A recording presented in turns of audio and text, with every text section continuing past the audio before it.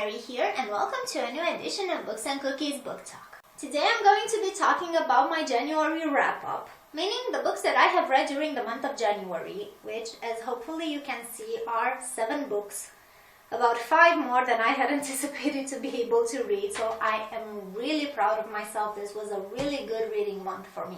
First up, The Sky So Heavy by Claire Zorn. I have talked about this book before in a previous video, so I'm going to keep it brief and address a certain issue that I have seen arise when it comes to this book.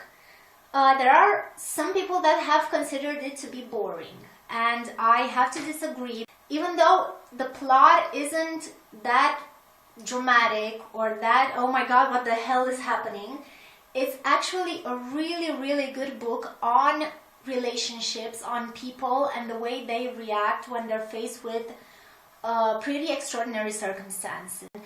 I have loved it, and it has remained up until now a favorite of mine this year. Next up, Champion by Marie Lu. This is the third and final book in the Legend trilogy. This book and this trilogy, for that matter, are extraordinary.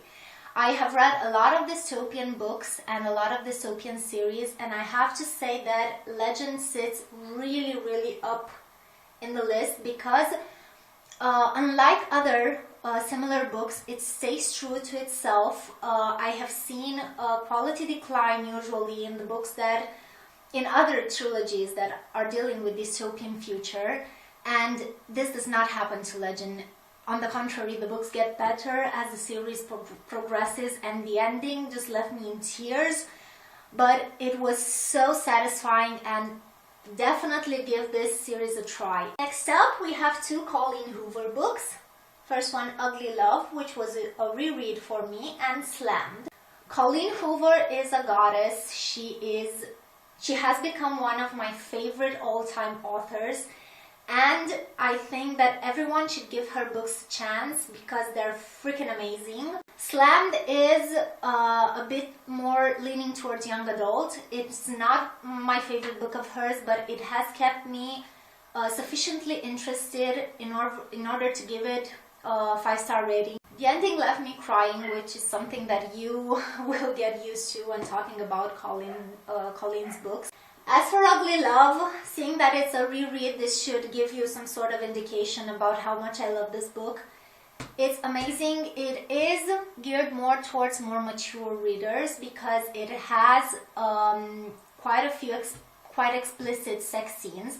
But unlike some other books that I will not name, but you all know what I'm talking about, they are really well written, and it's amazing, but it will leave you ugly crying in the middle of the day, possibly, or the night, clutching the book to your chest and screaming why. Next up, Poison Study by Maria V. Snyder. This is the first book in the study series, and even though there are a lot of similarities with other young adult books that deal with similar subject, it has kept me quite interested. It's a really good book. I found it to be a little more mature than other young adult books that are dealing with similar things, like a female main character that deals with magic, that develops a love interest, lives in a world that is organized in a certain way. But it's original enough that it will keep you interested. It's really well written, and I cannot wait to see and to read the next books in the series.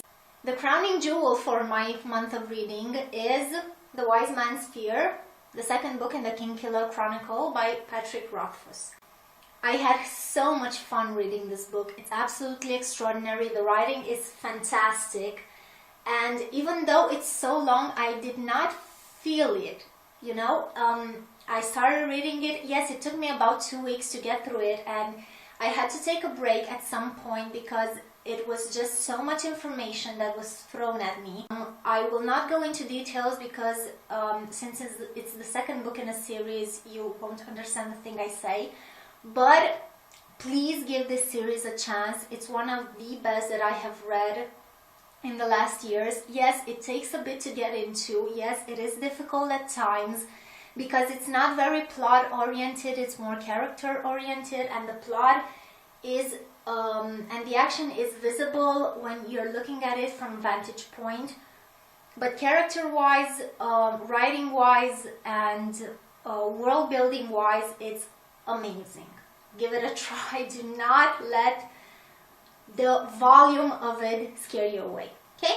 Last but not least, my favorite book of January, Dark Places by Gillian Flynn, who has clawed her way up to my top 5 all-time authors. She's amazing. I adore her writing. I adore her courage to take on very dark subjects, very heavy subjects, and this was unbelievable. It's a thriller that is disguised as a murder mystery story, but underneath it all, it's so much more. I saw it as the story of the ruin of a family, the story of the death of the American dream. I saw so many things in this book, and while it can be disturbing at times and gritty and raw, it's just so good. This was about it. Thank you all for watching. I hope that I have inspired you to maybe read some of the books that I have talked about today. If you would like to see more of my videos, click the subscribe button, click the like button.